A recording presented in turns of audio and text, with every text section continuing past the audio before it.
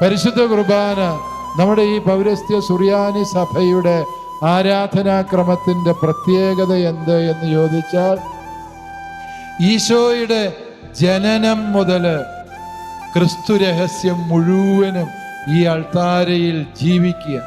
ഈ അൾത്താരയിൽ ഈശോ വന്ന് പിറന്നുകൊണ്ടാണ് കുർബാന ആരംഭിക്കുക.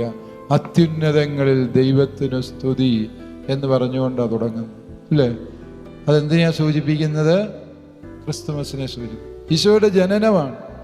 തുടർന്ന് നമ്മൾ വചന ശുശ്രൂഷയിലേക്ക് പ്രവേശിക്കുമ്പോൾ സ്വർഗസ്ഥനായ പിതാവേ ചൊല്ലി ഈശോ എന്ന ദൈവപുത്രന്റെ വരവിലൂടെ നമ്മൾ ദൈവമക്കളാക്കപ്പെട്ടതിനെ ആഘോഷത്തോടെ സ്തുതിച്ചുകൊണ്ട് നമ്മൾ സർവാധിപനാം പാടും, പരിശുദ്ധൻ പാടി സ്തുതിക്കും, വചനം കേൾക്കും. വെളിപാട് പുസ്തകത്തിൻ്റെ 5-ാം അധ്യായത്തിൽ എന്താണ് സ്വർഗം എന്നുള്ളതിൻ്റെ ഒരു ദർശനം വിവരിക്കുന്നു. സ്വർഗത്തിൽ എന്ത് സംഭവിക്കുന്നു എന്നുള്ളതാണ് അവിടെ വെളിപാട് ഗ്രന്ഥകാരൻ വിവരിക്കുന്നത്.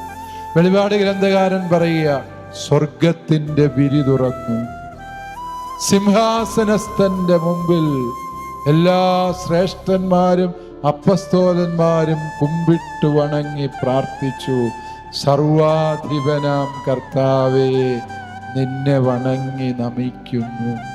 വെളിപാട് ഗ്രന്ഥകാരൻ സ്വർഗത്തിൽ എന്താണ് കാണപ്പെടുന്നത് എന്ന് പറഞ്ഞത് സത്യം സത്യമായും നാം ഇവിടെ ഓരോ പരിശുദ്ധ കുർബാനയിലും അനുഭവിക്കുകയാണ് എന്ന സത്യം ഓർക്കുക.